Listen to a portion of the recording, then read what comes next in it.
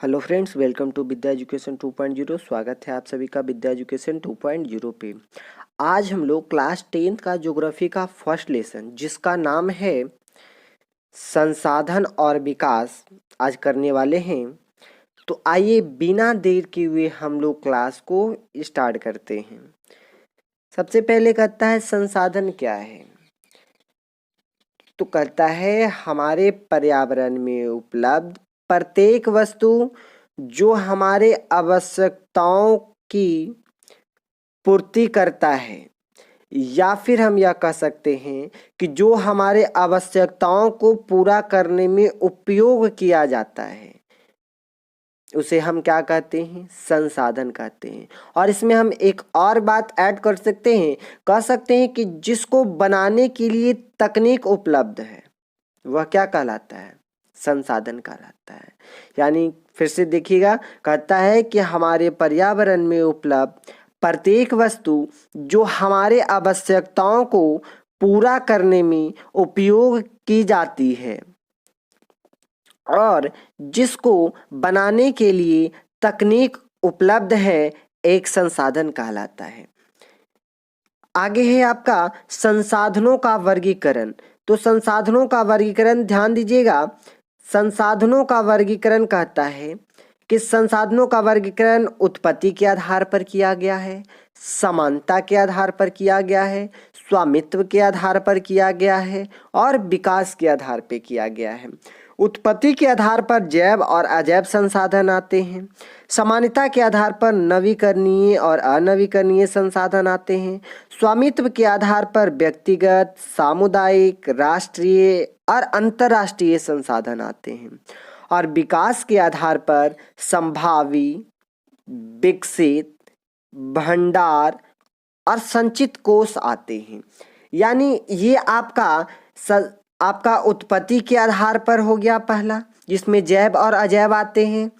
दूसरा समानता के आधार पर है, नवीकरणीय और अनवीकरणीय संसाधन आते हैं। तीसरा आपका है स्वामित्व के आधार पर, तो इसमें व्यक्तिगत संसाधन आते हैं, सामुदायिक संसाधन आते हैं, राष्ट्रीय संसाधन आते हैं और अंतर्राष्ट्रीय संसाधन आते हैं। और चौथा जो है वह विकास के आधार पर है। तो विकास के आधार पे जो है उसमें संभावी संसाधन आते हैं, विकसित संसाधन आते हैं, भंडार आते हैं और संचित कोष आते हैं। तो आइए एक एक करके हम लोग देखते हैं। सबसे पहले हम लोग देखेंगे उत्पत्ति के आधार पर। उत्पत्ति के आधार पर दो वर्ग में बांटा गया, जैव और अजैव संसाधन। तो जैव संसाधन कहता है कि जिन संसाधनों की प्राप्ति जीवमंडल से होती है तथा जिसमें जीवन हो, जैव संसाधन कहलाते हैं। यानी कहने का मतलब कि वैसा संसाधन जिसमें क्या हो? जीवन हो, उसे हम क्या कहेंगे? जैव संसाधन। जैसे में आपका मनुष्य है, मनुष्य में क्या होता है? जीवन होता है। वनस्पति है, वनस्पति में क्या होता है? जीवन होता है। मत्स्य क्या है? इसमें भी जीवन होता है। पशुधन में भी जीवन होता है। यानी जिसमें जीवन हो वो वैसा संसाधन जिसमें क्या हो? जीवन हो, उसे क्या कहेंगे? जैव संसाधन कहेंगे। दूसरा है आपका अजैव संसाधन। कहता है कि वैसा संसाधन जिसमें जीवन न हो, अजैव संसाधन कहलाते हैं। यानी अजैव संसाधन जिसमें जीवन क्या हो? न हो। जिसमें जीवन न हो उसे हम क्या कहते हैं? अजैव संसाधन। जैसे में चट्टाने, चट्टाने में क्या होता है? जीवन नहीं होता है, वह कौन सा संसाधन कहलाएगा? अजैव संसाधन कहलाएगा। धातुएं, इसमें भी जीवन नहीं होता है, क्या कहलाएगा? अजैव संसाधन कहलाएगा। अगला किसके आधार पर है? स्वामित्व के आधार पर। कहता है कि स्वामित्व के आधार पर पहला है व्यक्तिगत संसाधन। कहता है कि इन संसाधनों का स्वामित्व निजी व्यक्तियों के हाथ में होता है। यानी वैसा संसाधन, इसको सिंपल में हम समझेंगे कि वैसा संसाधन जिस पर किसी एक व्यक्ति का या निजी व्यक्ति का स्वामित्व हो, उसे हम क्या कहेंगे?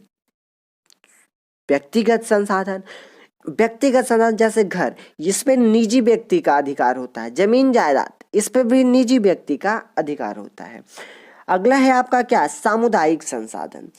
कहता है कि ये संसाधन समुदाय के सभी लोगों को उपलब्ध होता है, यानी वे संसाधन जिस पर समुदाय के सभी व्यक्तियों का अधिकार हो, जिसका उपयोग समुदाय के सभी व्यक्ति कर सकते हैं, क्या कहलाता है? सामुदायिक संसाधन। जैसे में आपका श्मशान भूमि हो गया, ये श्मशान भूमि को सभी समुदाय के सभी लोग उपयोग करते हैं। तालाब हो गया, समुदाय के सभी व्यक्ति उपयोग करते हैं। सार्वजनिक पार्क हो गया, इसको भी समुदाय के सभी लोग उपयोग करते हैं। अगला है आपका राष्ट्रीय संसाधन। कहता है कि ऐसा संसाधन जिस पर देश के सरकार का अधिकार हो, राष्ट्रीय संसाधन कहलाता है। यानी कहने का मतलब कि राष्ट्रीय संसाधन, हम उस संसाधन को कहेंगे कि जिस पर सरकार का अधिकार हो, यानी देश के सरकार का अधिकार हो, उसे हम कौन सा संसाधन? राष्ट्रीय संसाधन। जैसे सारे जितने भी खनिज हैं उस पर किसका अधिकार होता है? सरकार का अधिकार होता है, इसलिए वह कौन सा संसाधन कहलाएगा? तो राष्ट्रीय संसाधन कहलाएगा। वन संसाधन है, वन संसाधन पर भी किसका अधिकार होता है? सरकार का अधिकार होता है, इसलिए वन संसाधन भी कौन सा संसाधन में आएगा? राष्ट्रीय संसाधन के अंतर्गत आएगा। अगला है आपका रेल। तो रेल पर भी किसका अधिकार होता है? सरकार का अधिकार होता है, तो ये भी आपका कौन से संसाधन में आएगा? तो राष्ट्रीय संसाधन के अंतर्गत आएगा। अगला है आपका अंतरराष्ट्रीय संसाधन। अंतरराष्ट्रीय संसाधन कहता है कि तट से 200 किलोमीटर तक के क्षेत्र को छोड़कर महासागरीय संसाधनों को अंतरराष्ट्रीय संसाधन कहा जाता है। इन संसाधनों को अंतरराष्ट्रीय संस्थाओं की सहमति के बिना उपयोग नहीं किया जा सकता। यानी इसको सिंपल लैंग्वेज में समझिएगा। कहता है कि समुद्र तट से 200 किलोमीटर क्षेत्र जहां तक जाता है, उस क्षेत्र को छोड़कर जितने भी क्षेत्र बचते हैं, महासागरीय संसाधन जितने भी उस क्षेत्र के अंतर्गत 200 किलोमीटर क्षेत्र को छोड़कर जो महासागर में जितने भी संसाधन रहते हैं, वो सब किसके अंतर्गत आते हैं? अंतरराष्ट्रीय संसाधन के अंतर्गत आते हैं।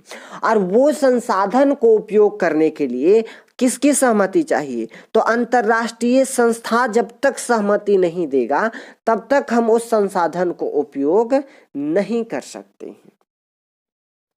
तब तक हम उस संसाधन को उपयोग नहीं कर सकते। यही आपका अंतरराष्ट्रीय संसाधन होता है।